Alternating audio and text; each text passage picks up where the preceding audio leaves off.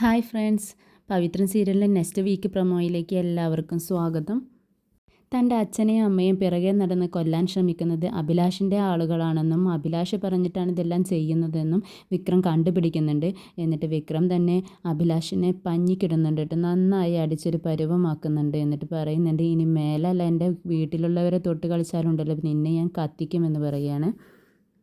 ഇതെല്ലാം ശ്രീനി സാർ അറിയുന്നുണ്ട്. ശ്രീനി സാർ വിക്രമിനെ വിളിക്കുന്നുണ്ട്. എന്നിട്ട് പറയാണ്, വിക്രം നീ എന്തിനാ ഇതിലെല്ലാം പോയത്, അടിപിടിക്കൊക്കെ പോയത്?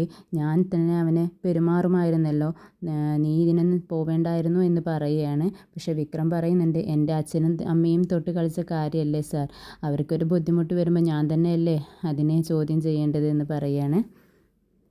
പിന്നീട് നമ്മുടെ മാഷിൻ്റെ ബർത്ത്ഡേ ആണ്. മാഷ് ബർത്ത്ഡേ ആഘോഷിക്കേണ്ട എന്ന് പറഞ്ഞെങ്കിലും നമ്മുടെ വേദ അച്ഛൻ്റെയും അമ്മയുടെയും എല്ലാവരുടെയും ബർത്ത്ഡേ ഒക്കെ തൻ്റെ വീട്ടിൽ ആഘോഷിച്ച് മാത്രമേ കണ്ടിട്ടുള്ളൂ.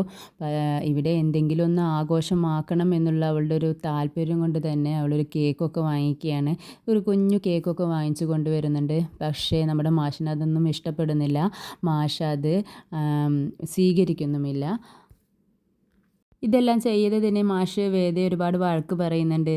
അപ്പോൾ വേദയ്ക്ക് മനസ്സിലാവുകയാണ്, മാഷിനെയും കുടുംബത്തിനെയും എത്രയോ സ്നേഹിച്ചിരുന്ന വിക്രം ഒരു തെറ്റിലേക്ക് വഴിമാറിപ്പോയപ്പോഴുണ്ടാകുന്ന ഒരു സങ്കടത്തിൽ നിന്നും വന്നിരുന്ന ഒരു സങ്കടം ദേഷ്യമായി മാറിയിരിക്കുകയാണ് മാഷിന് എന്നുള്ളത് വേദയ്ക്ക് മനസ്സിലാവുകയാണ്.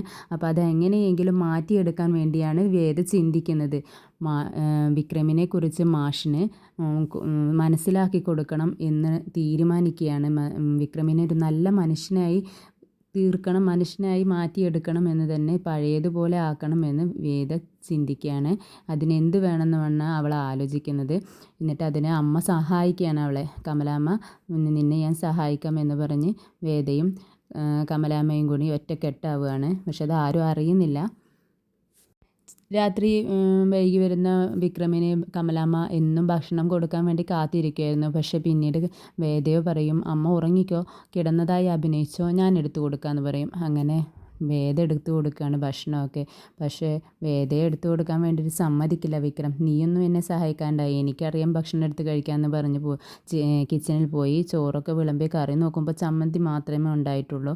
അപ്പോൾ ദേഷ്യപ്പെടുകയാണ് വിക്രം വന്നിട്ട്. ഇതെന്താ ചമ്മന്തി മാത്രമേ ഉണ്ടായിരുന്നുള്ളൂ ചോദിക്കുകയാണ്. അപ്പോൾ വേദ പറയും, ചിക്കൻ ലോലിപോപ്പും കടായി ചിക്കനും എല്ലാം ഉണ്ടായിരുന്നു, അതെല്ലാം ഞാൻ അങ്ങ് എടുത്ത് കഴിച്ചു എന്ന് പറയുകയാണ്. അപ്പോൾ വിക്രമിന് ദേഷ്യം വരുന്നുണ്ട് കേട്ടോ. ഇതെല്ലാം നമ്മുടെ കമലാമ്മ ഉറങ്ങാൻ കിടക്കുന്നത് അഭിനയിക്കുകയാണല്ലോ, അവിടെ കിടന്ന് കേൾക്കുന്നുണ്ട്, ചിരിക്കുകയും ചെയ്യുന്നുണ്ട്. കുഞ്ഞു കുഞ്ഞു കുസൃതികളും വേദയുടെ കുസൃതികളൊക്കെ കമലാമ്മയെ ആസ്വദിക്കുന്നുണ്ട്.